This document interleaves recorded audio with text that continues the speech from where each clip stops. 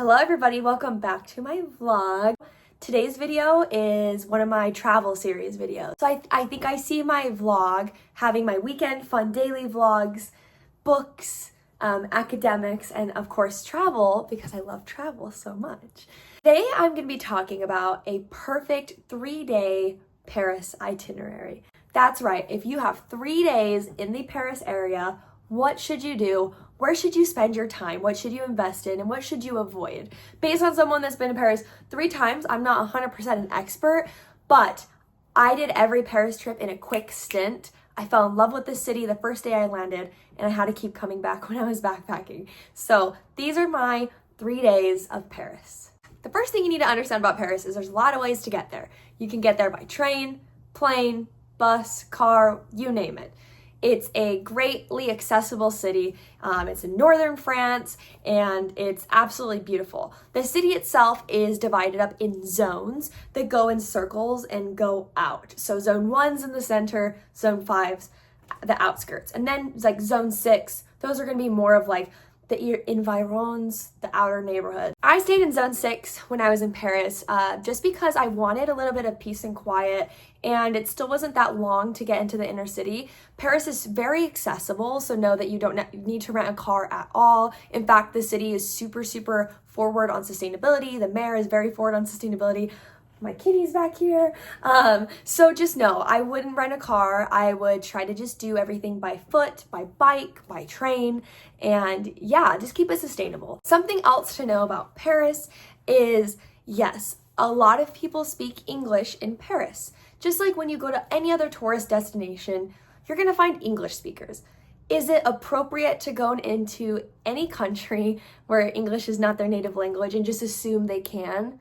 No. I really recommend doing a quick little Duolingo lesson before you go into any city that you are going to be traveling to. This is out of respect, and it's also nice to expand your linguistic vocabulary. This is just my personal recommendation. Next, you also need to know that there are a lot of stereotypes about Paris. Common things you'll hear about Paris. Everybody there was rude to me. Paris is dirty. Parisians won't speak English to you. They'll make fun of you. Yes, Paris is a city, so it's dirty. Just like Phoenix is dirty and New York. It's a city and it's been around for a while, so it's not gonna be like this clean metropolis, all right? And I think that maybe these negative connotations people have, specifically, you get these comments from Americans. Americans are loud, we're brash, we have our phones in our faces everywhere we go. So just like keep in mind, whenever you travel somewhere, this is that person's daily life, right? The locals live there locally. So while you're trying to take pictures of the Eiffel Tower, someone's probably just trying to walk past you to get to work or get to lunch. So it could be annoying, like, right? So just go into it with this. Day 1 in Paris. Let's assume you are there in the morning. Maybe you fly in that night before and you're wondering, how do I take on my first day? First of all, I would start by taking the RER, the RER metro train line, heading up or down. In whatever direction you're going, you're gonna find a lot of things to do. On day 1, I would start my morning off in Luxembourg Gardens. There you can get a beautiful view of Palais de Luxembourg, which is this beautiful palace. You can also do tours there as well. It looks great on the outside. One thing to note is anywhere you go and travel in Europe, there's going to be opportunities to see things from the outside and from the inside. Know if you go in anywhere, it's like a minimum of 2 hours that will take away from your itinerary. At the Luxembourg Gardens, they are huge and sprawling. You could walk through. There are places to get bites to eat and also coffee. So while I'm there, I may stop by one of the cafes, get a quick juice and get a croissant. If you're somebody that wants to get breakfast beforehand, honestly, I'm not going to give you a hard recommendation on restaurants because they're all super good. And I also want to steer people away from super touristy spots. Go and have self-exploration. Walk down any restaurant, line street, you're going to find somewhere to eat. The waiters are ready to serve you and the food is...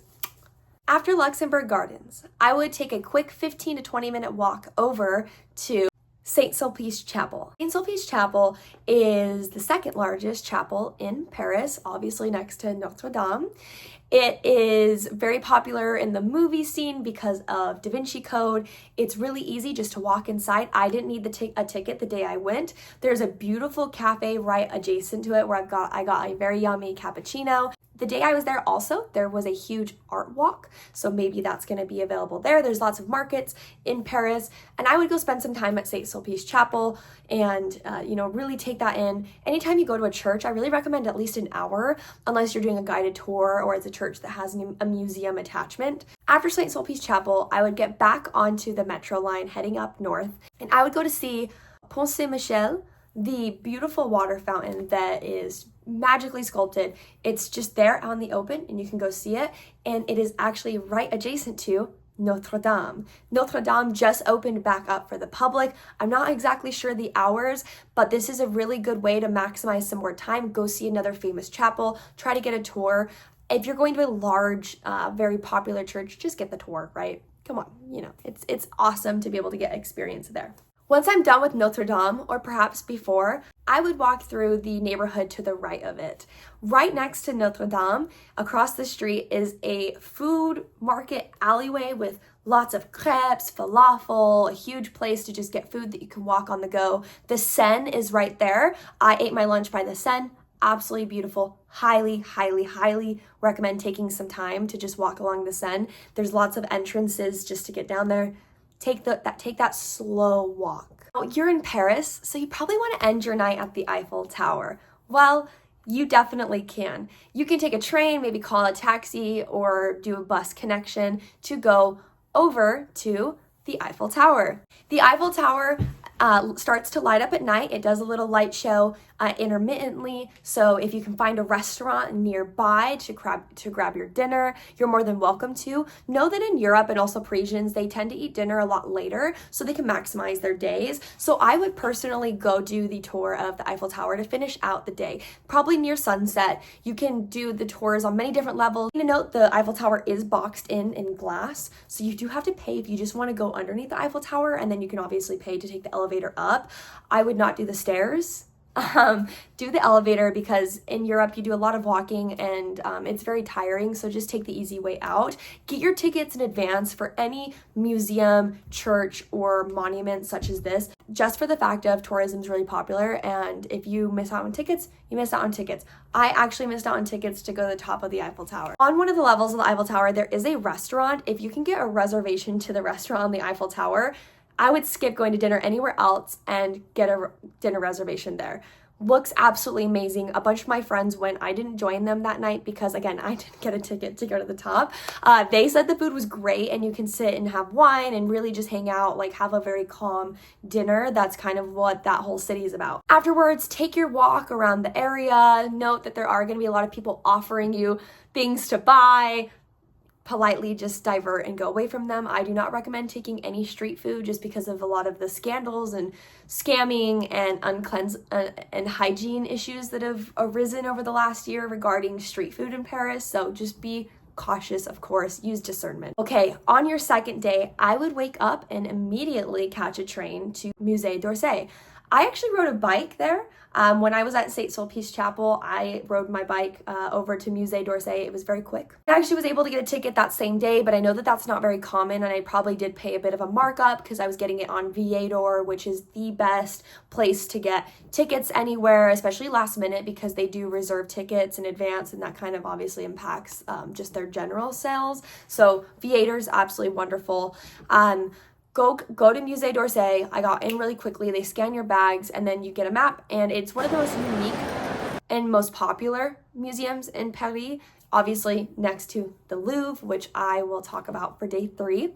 After Musée d'Orsay, you have a couple of options. You can either go to Versailles or you can stay in Paris.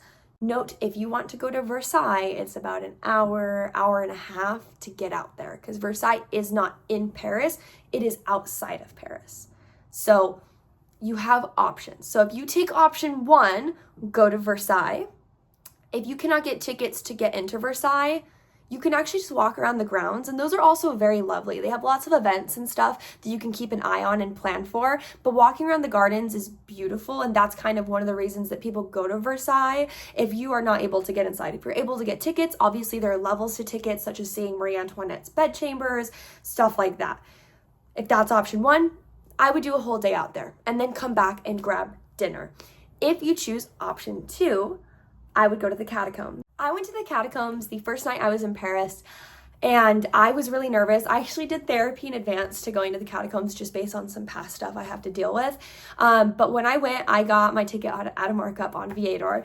It was one of the first lines. It's a little bit more into Paris. You walk into the front, you have to do a bag scan as well.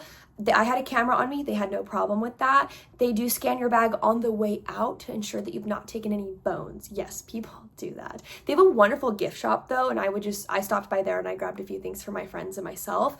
But you can either choose to do a guided tour, you can do an audio tour, or you can go by yourself. I did take the audio tour with me. I'm not a fan of audio tours personally, but they're really great for accessibility and translation purposes. I didn't really think that they were necessary. I do have a master's in history. The catacombs are kind of a special interest for me, so I ended up just taking the headphones off. I was like, I'm okay. One thing to know about the catacombs is you need to be mobile, and I would avoid it if you have strong bouts of vertigo. And then obviously the other stuff. You have to walk down and down and down and down and down winding stairs like you think it's gonna end, which it doesn't. Down, down, down, down, down. Then you get to this ground floor where, I guess not underground floor. As above, so below. You walk down some really dark hallways by yourself. Then you get to the famous entrance where it says, "Stop, you're gonna enter the land of the dead." And it's a very short loop.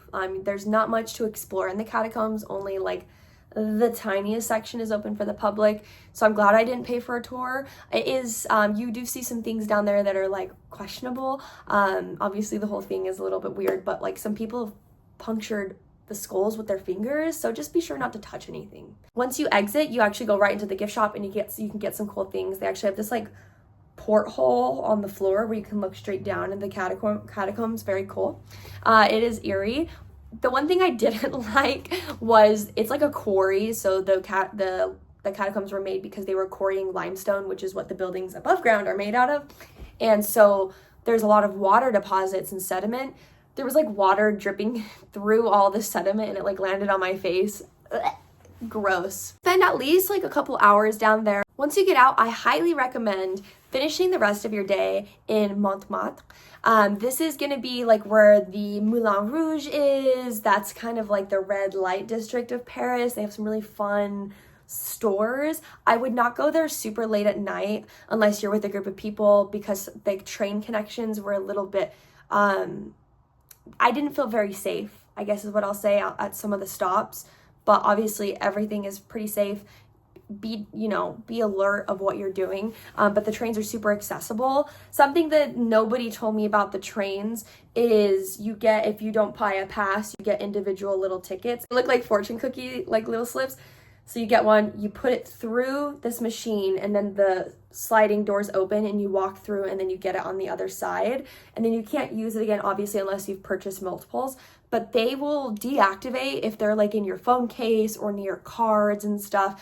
I had bought a bunch of them and they all deactivated. It was awesome. So, but I have to say the people of France seem to like rally against their metro system. I saw so many people like holding doors open and jumping over the barricades, which, okay, that's fine, whatever. The French have never been quiet about their abhorrence for governance. So spending the rest of your evening in Montmartre is beautiful. There's a lot of really great sites. You can even go to the Basilica because you're going to be nearby. That has great views of the city because it's going to be on higher elevation. You can go to Moulin Rouge. There's a lot of really great bars and some adult shops. I wouldn't necessarily take kiddos up there. And this is going to be more of like a not as touristy area. That's not what I got from it. It's a little bit more local because it's not in city center, of course. So it's your third day, last day in Paris. Maybe you've got to catch a flight that night or you're not sure what to do with yourself. I genuinely recommend starting your day out with a riverboat, taking the Seine and getting a tour. If you don't do that in the morning, do that at night as well because you get to see the beautiful light. The rest of your day, and really the bulk of your last day, should be at the Louvre. The Louvre was absolutely amazing. The ticket was like 17 euros. I was able to luckily get one last minute. These sell out fast. You need to get these reserved in advance. So that's why it's good to have an itinerary that is somewhat flexible, but you have things that are structured there. One thing I cannot recommend, and this is going to sound very strange, bring sunglasses. The Louvre, like the grounds are white and the sun was reflecting and burning my eyes. Like I literally couldn't open my eyes. You know how it is sometimes when you walk outside, the sidewalk is lit up. I could not see anywhere I was going outside. The lines are crazy. Everybody gets a reservation for like a certain time and then they start letting you in. So get there super early, get a view of all the grounds around it. There's some shopping centers there as well. So if you get there early, you get to do some shopping, then get in line, queue up in advance. The people that were handling my time actually split us in half and like a guard took us to it down a back entrance, which was awesome.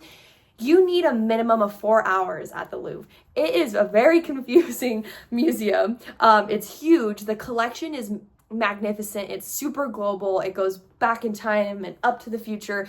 Spend your time there, right? Like just genuinely spend your time there. When you're in the main gallery where the Mona Lisa is, know that it is very hectic. The Mona Lisa is behind plexiglass. She's not as big as you think. You only get a couple seconds to take a picture with her. Basically, there's somebody there that will yell at you. You turn, take, and then she's already yelling at you. So be quick, take your picture, get out of there. And when you go to the side, you can maybe get another picture. That's my recommendation. It's overwhelming. There are so many people at the Louvre. When I was there during the summer, it was incredibly hot, and I also got very sick when I had come back to Paris to go see the Louvre from Scotland.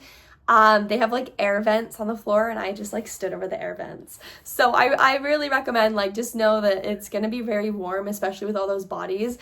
So plan your days out. The Louvre has a lot of events too, so keep an eye on their calendar and see if anything's changing in their collection or if they've got something going on. But that is my 3-day Paris itinerary. Lots of options and flexibility. Always take time for just meandering about a city. That's why I'm not trying to structure it like this. Take your time, go see the shops, go to local cafes. Don't go to just the places everyone on TikTok is telling you to. Take my words as advice, not rule of thumb. My experience will not be your experience. Go to Paris. Don't listen to these people telling you it's going to be a negative experience. It's not. Don't listen to stereotypes. You go, have your best time ever, and come back to my channel for more tips and tricks for traveling around the world. Thank you. Wait, before I go, what travel destination should I talk about next? Leave it in the comments. Okay, bye.